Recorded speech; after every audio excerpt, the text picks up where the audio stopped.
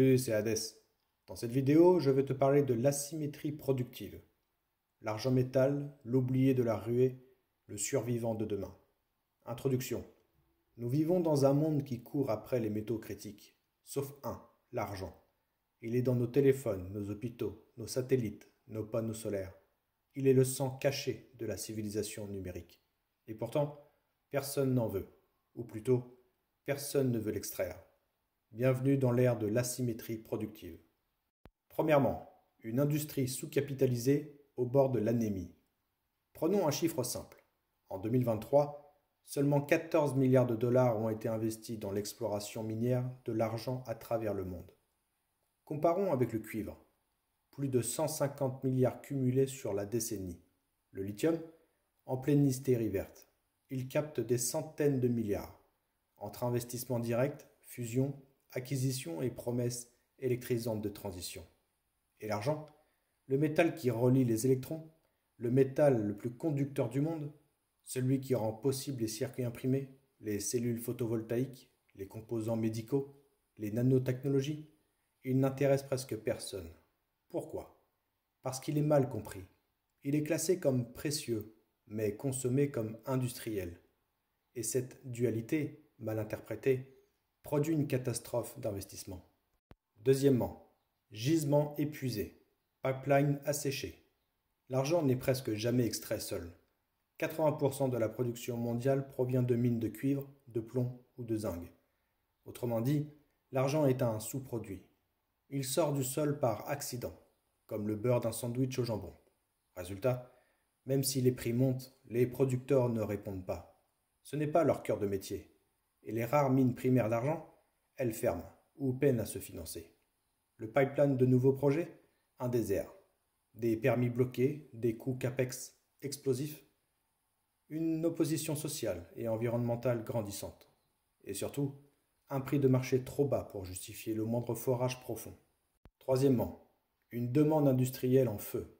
Et pendant ce temps, que fait la demande? Elle explose. Elle mutile les courbes. Elle suit le soleil, littéralement. Les panneaux photovoltaïques consomment de plus en plus d'argent, entre 100 et 150 mg par cellule, avec des milliards de cellules installées chaque année. Le Silver Institute a estimé une demande record de 6000 tonnes en 2024, rien que pour le solaire. Et ce chiffre est probablement sous-estimé, selon de nombreux analystes indépendants. Ajoutons l'essor des véhicules électriques, qui embarquent 25 à 50 grammes d'argent par unité. Les batteries de nouvelle génération, où l'argent remplace parfois le cobalt. L'intelligence artificielle, les data centers, les technologies médicales. La croissance démographique dans les pays émergents. La demande est structurelle, systémique, non substituable. Et l'offre, elle reste bloquée dans une impasse. Quatrièmement, l'asymétrie, une bombe à retardement. Voici le cœur du raisonnement. Nous faisons face à une asymétrie explosive. La demande d'argent augmente chaque année. L'offre, elle, stagne. Et l'élasticité de l'offre est proche de zéro. Pourquoi? Parce qu'il faut 10 à 15 ans entre la découverte d'un gisement et la première once extraite. Parce que les investissements sont absents. Parce que les coûts énergétiques et réglementaires montent. Et parce que les stocks excédentaires, les fameux above ground stocks, sont historiquement bas, grignotés année après année par l'industrie. Cela s'appelle une asymétrie productive, une situation où le marché ne peut pas répondre à la hausse de la demande, pas même en trichant. Cinquièmement, le parallèle historique.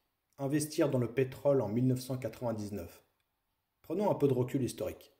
En 1999, le baril de pétrole valait 12 dollars. Personne n'en voulait. L'offre mondiale était peu rentable. Les puits se fermaient. Puis vinrent les années 2000. L'explosion de la demande chinoise, le pic de production facile, et le baril passa à 147 dollars en 2008. L'argent aujourd'hui, c'est le même scénario. Un métal vital, incompris, mal pricé, structurellement sous-investi. Et pourtant, il alimente la même transition énergétique. Acheter de l'argent aujourd'hui, c'est investir avant la vague. C'est parier sur un monde qui ne peut plus se passer de lui, mais qui n'a plus les moyens de le produire à bas prix. Sixièmement, une stratégie de long terme pour esprit patient. Conclusion pratique, ce n'est pas un pump Ce n'est pas un meme coin, c'est une thèse macroéconomique. Investir dans l'argent physique aujourd'hui, c'est se positionner contre l'aveuglement du marché, miser sur la rareté dans un monde de dettes papier, parier sur un métal qui a servi de monnaie pendant 4000 ans, mais qu'on vend aujourd'hui au prix d'un fast-food. Septièmement, la fin du cycle de l'indifférence. Le monde moderne traite l'argent métal comme un déchet industriel. Mais un jour, il se rappellera qu'il en a besoin pour tout, voir, respirer, transmettre, guérir, survivre.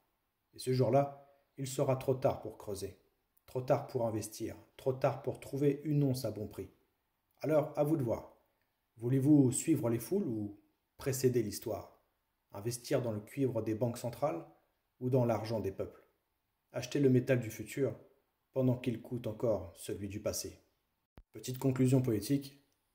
L'argent est le métal des oubliés, des oubliettes, des oubliances. Mais il est aussi celui de la transmission, du contact, de la lumière.